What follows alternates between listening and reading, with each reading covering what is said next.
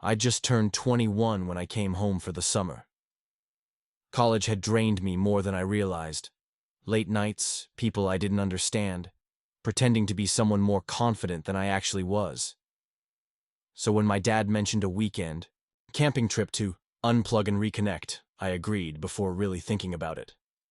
Maybe part of me hoped it'd help us talk like we used to, before everything got quiet between us. My dad and I had a strange relationship. Not bad, just distant. He was never the emotional type. Handshakes instead of hugs, advice instead of comfort. I stopped trying to open up to him when I realized he didn't know what to do with anything deeper than, "How's school?" So, I wasn't exactly surprised when, the night before the trip, he came into my room and casually said, "Can't make it, something came up at work. But Steven's still going. He said he'll take you." Steven, my dad's best friend. Steven had always been part of the background of my life. One of those people who was just there. Tall, broad-shouldered, ex-military or something close to it. The kind of guy who made chopping wood look cinematic. My dad always called him the mountain man, and it fit. Rugged. Calm. A voice like gravel and maple syrup. He'd been around since I was a kid. I remember him giving me piggyback rides at backyard barbecues, showing me how to bait a hook when I was too squeamish to touch the worm, giving me space to just be when my dad expected more. Even back then, something about him made me feel seen. It wasn't a crush, not exactly. But when I got older, I started noticing things. How his laugh rumbled in his chest. How his forearms looked when he rolled up his sleeves. How he looked at me with this knowing softness, like he understood something I hadn't said yet. So when my dad said Steven would take me camping, I felt a rush of something I couldn't name. Anxiety? Curiosity? Maybe both. "Just the two of us?" I asked. "Yeah," Dad replied, not looking up from his phone. "You'll have more fun with him anyway." Maybe he was right. The next morning, Steven pulled up in his old truck, the back already packed with camping gear. He leaned against the driver's side door with that easy, half-smile of his. "Ready to get off the grid, Jack?" I swallowed and nodded, tossing my duffel bag into the bed of the truck. As we drove out of town, I stared out the window and tried to ignore the way my chest tightened every time his hand brushed the gear shift, or how part of me already knew this trip was going to change something. Just didn't know what yet. The drive started quiet. Steven had classic rock playing low on the radio, some old Eagles song I barely recognized, but neither of us said much for the first half hour. I stared out the window, watching the city dissolve into trees, my fingers twitching in my lap. Every few minutes I'd glance sideways at him when I thought he wasn't looking. But sometimes he was. He caught me once, his eyes flicking to mine for just a second before he smirked and went back to the road. "You always this quiet, or just saving your energy for the hike?" I shrugged, giving a small smile. "Guess I'm still waking up." "You'll have to wake up fast once we hit the trail. It's a 2-mile hike to the site." 2 miles? I tried to sound casual, but the surprise slipped through. He chuckled. "You'll survive. You're young. I'm the one with the knees of a 70-year-old. That made me laugh, and the tension eased just a little. His voice had that effortless warmth to it, like he could tell I was nervous and didn't want to call me out on it directly. It was comforting. Fatherly almost. Still, every now and then, something small would happen. His hand brushing mine as he reached for his water bottle between us. The way his eyes lingered a moment too long when I pushed my hoodie sleeves up. The light squeeze he gave my shoulder when we stopped for gas. Nothing overt. But I noticed. I couldn't help it. The road turned to gravel, then dirt. We bounced along a winding trail that cut deep into the forest, the trees growing denser with each mile. My phone lost its signal a while ago. Steven tossed his into the glove compartment without a second thought. I hesitated, then followed suit. "Won't need it out here," he said. "This is where you go to not be reachable." The last turn opened to a wide clearing, surrounded by towering pines. The air smelled like pine needles and distant rain. Steven parked and stepped out, stretching with a low groan that made something flutter low in my stomach. I climbed out too, suddenly aware of how quiet it was.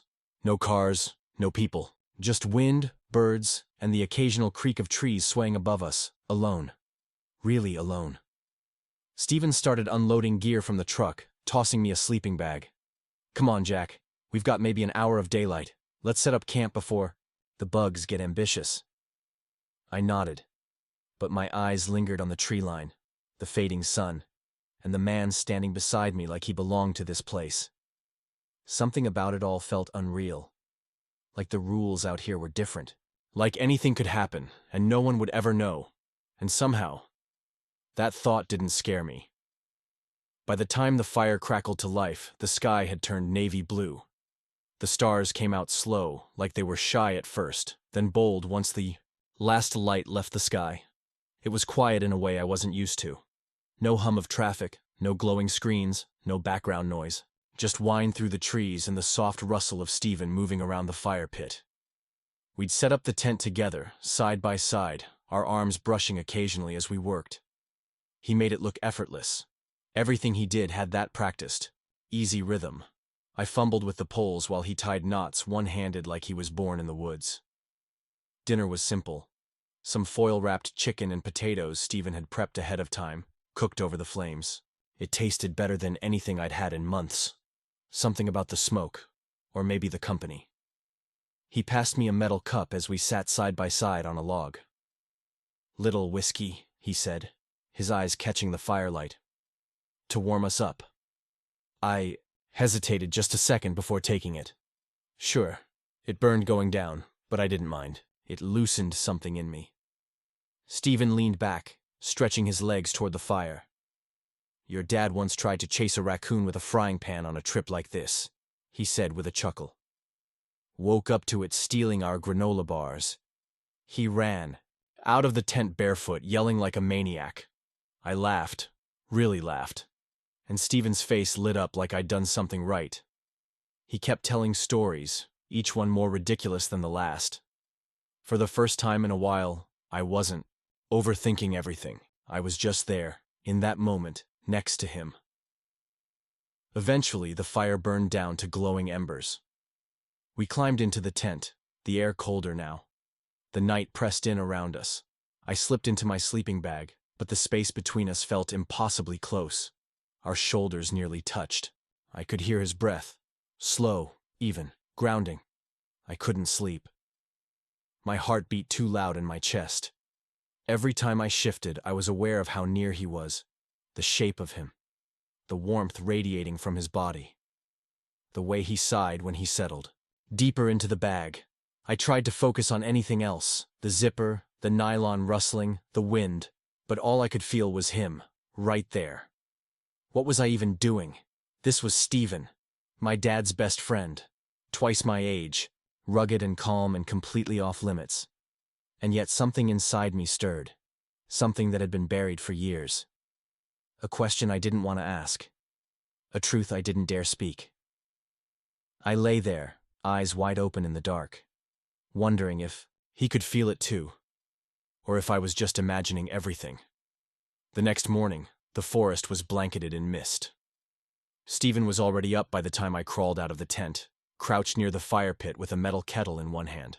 The smell of coffee drifted through the trees, rich and earthy. "Sleep okay?" he asked without looking up. "Yeah," I lied. "Didn't freeze to death, so that's a win." He smiled, handing me a steaming tin mug. Our fingers touched, briefly, and I felt it again. That quiet jolt, like static under the skin. After breakfast, Steven suggested we take the trail up to the ridge. "It's steep, but worth it," he said. "View goes for miles. No tourists, no noise, just you and the world." So we packed a small bag and set off, boots crunching over leaves and soft dirt. The climb started gentle but got harder fast. Roots curled across the path like traps, and boulders jutted out where the trail narrowed. Steven moved with that same steady confidence, like his body knew the land already. I did my best to keep up, but I wasn't exactly built for mountain climbing. At one steep section, I hesitated, eyeing the loose rocks ahead. "Here," Steven said, reaching down from above. "Take my hand." I grabbed it. His grip was strong, warm, sure.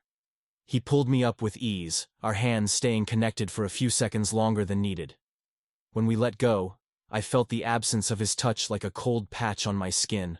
Not long after, My foot slipped on damp moss. I fell hard, catching myself with my forearm against a jagged rock. Damn! I winced, pulling back to see a streak of blood down my arm. Stephen crouched beside me immediately. Let me see. It's fine. Jack. Let me. There was something firm but gentle in his voice. I stopped protesting. He dug a small first aid kit from his bag, cleaning the scrape with water and antiseptic. His hands were rough, but the way he touched me, careful, focused, made my chest ache. Not from pain. From something else. You okay? He asked, wrapping the gauze with practiced ease. Yeah. I nodded. Thanks. He looked at me then. Really looked. You remind me of your dad, you know. But you're different. Different how? Stephen paused, tucking the bandage tape down. He always wanted to be the loudest guy in the room. You're quieter. You watch more. Think more. He looked off toward the trees. You listen. It's a good thing. We didn't speak much, for the rest of the hike. But something between us had shifted. I kept catching him looking over at me, like he wanted to say more, like he was holding something back. That night, as we sat near the fire again, he finally broke the silence.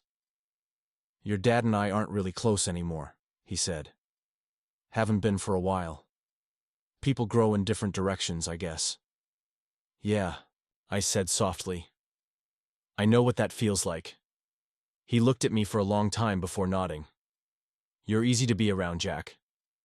My heart knocked hard against my ribs. I didn't know what to say, so I just held his gaze a few seconds longer than I should have. And for once, he didn't look away. The storm came out of nowhere. One minute, we were sitting on a rock ledge overlooking a sweeping valley. The sky stretched wide and endless above us. The next, dark clouds rolled in fast, thunder rumbling like it was crawling over the mountain itself. Stephen stood up, squinting toward the horizon. We need to head back, now. Rain hit us halfway to camp. Cold, wild, and relentless.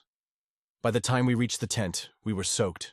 Laughing breathlessly, we scrambled inside, pulling the flap shut behind us. Damn, Stephen muttered, shaking water from his arms. His shirt clung to him, outlining every muscle, every curve of his chest. I looked away too quickly, cheeks burning. The tent was just big enough for 2 people, but in that moment, it felt smaller than ever. There was nowhere to go. Just him. And me. And the sound of rain hammering the outside world into silence. Take that off, Stephen said casually, pulling his own damp shirt over his head. You'll freeze. I hesitated, then peeled off my wet hoodie and shirt, trying to act unfazed. But my skin prickled. Not just from the cold, but from being so close to him, half naked, the heat of his body a foot away. He tossed me a dry blanket. We'll share the bag. Conserve body heat. So that's what we did. Zipped into a single, sleeping bag, shoulder to shoulder, our legs touching. The warmth crept in slow, but I barely noticed the temperature. I was too focused on everything else. His breathing, the way his chest rose and fell, how the muscles in his arm tensed slightly when I shifted.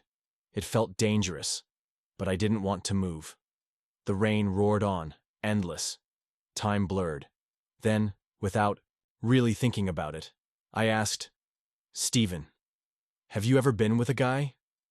The silence that followed was thick. I almost wished I hadn't said it. My heart pounded. He didn't look at me, but I saw his jaw flex slightly before he answered. Once, he said, a long time ago. Before your dad and I really became close. We were stationed overseas and it just happened. I couldn't breathe. My thoughts scattered like startled birds. What was it like? I asked, my voice barely above a whisper. Stephen turned his head slightly. His eyes met mine, and something unspoken passed between us. An understanding, maybe, or a realization we'd both been circling for days. It was real, he said finally. Honest. But it scared me. I buried it.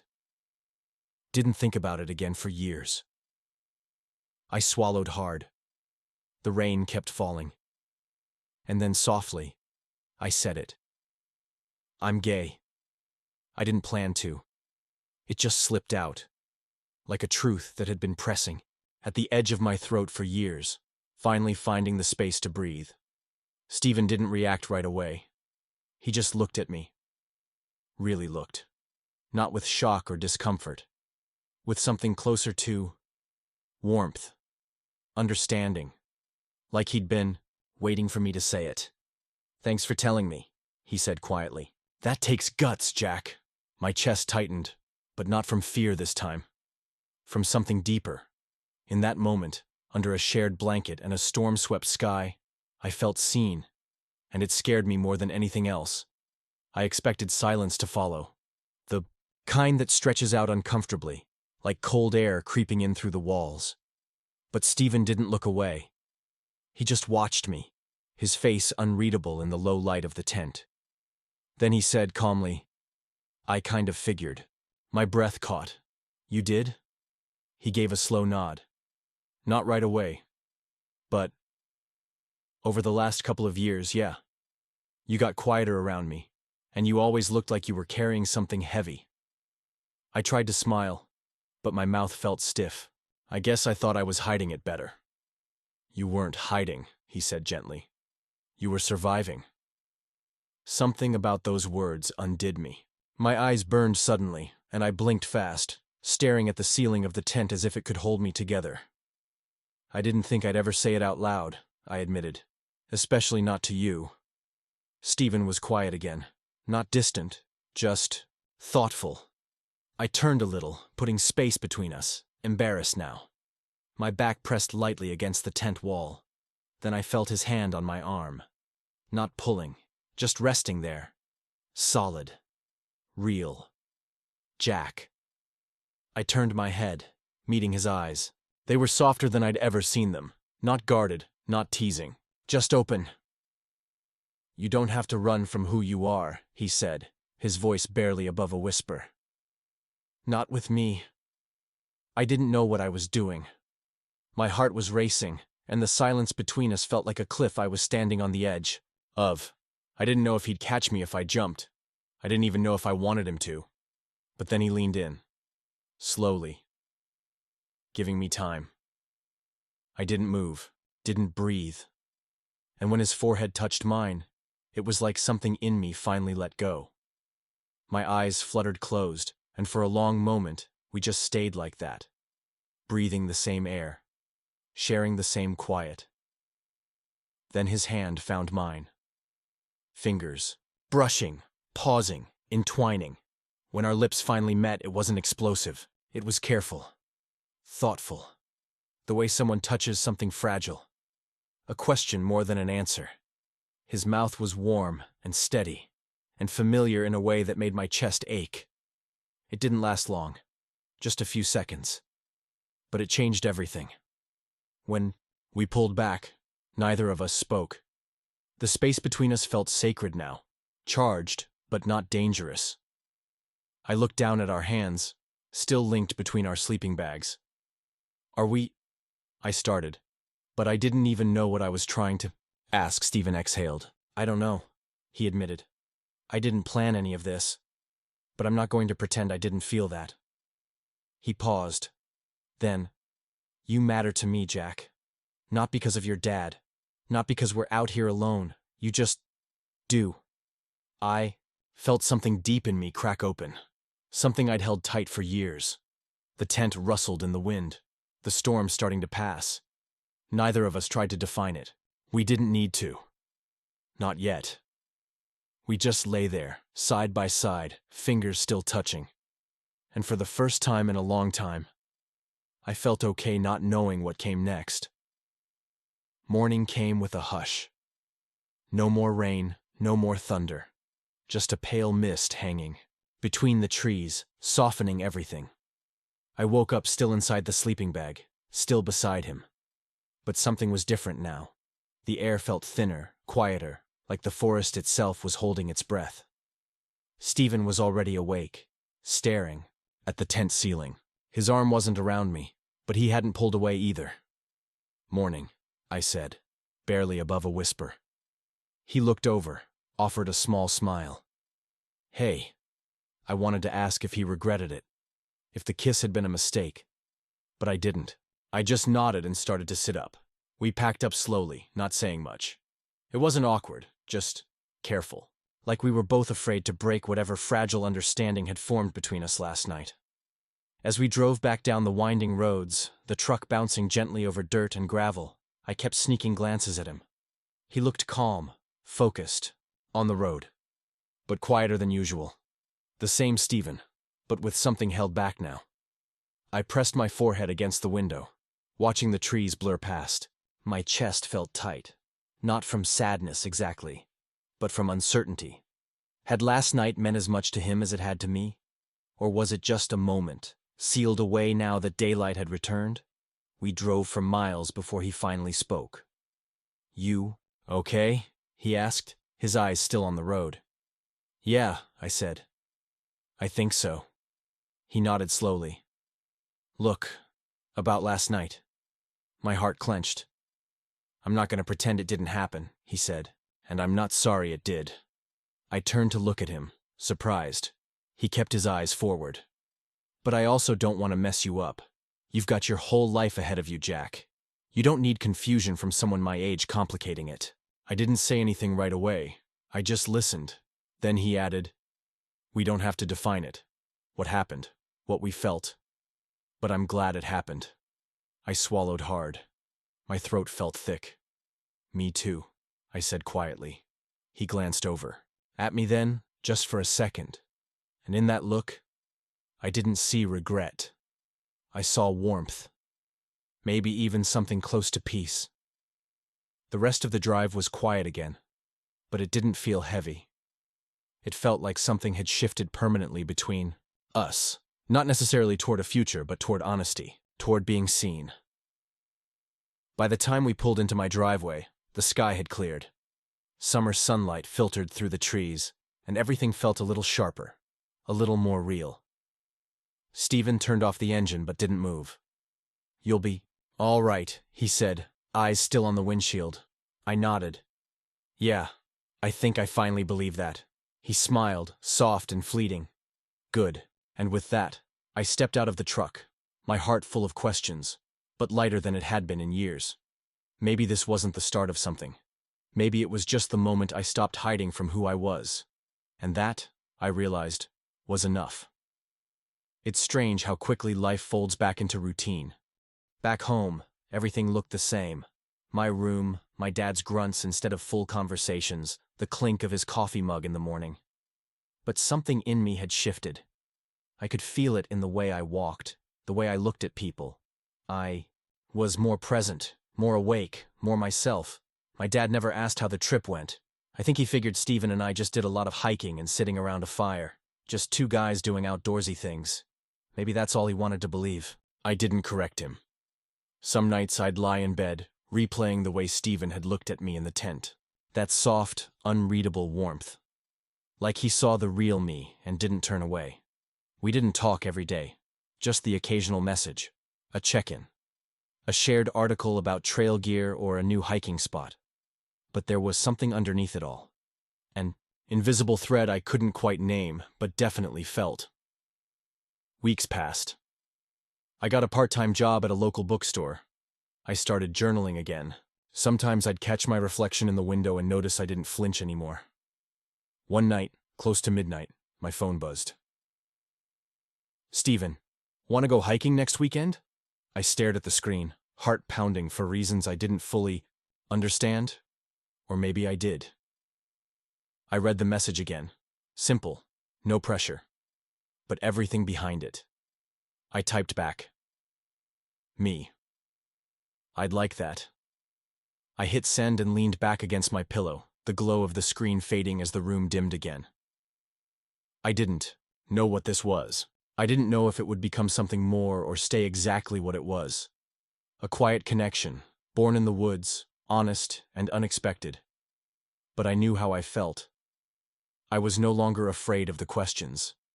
And maybe that was the real beginning. Quiet heart, a soft invitation, and a trail that winds into something still unknown. But this time, Jack walks forward. Open, steady, and no longer alone.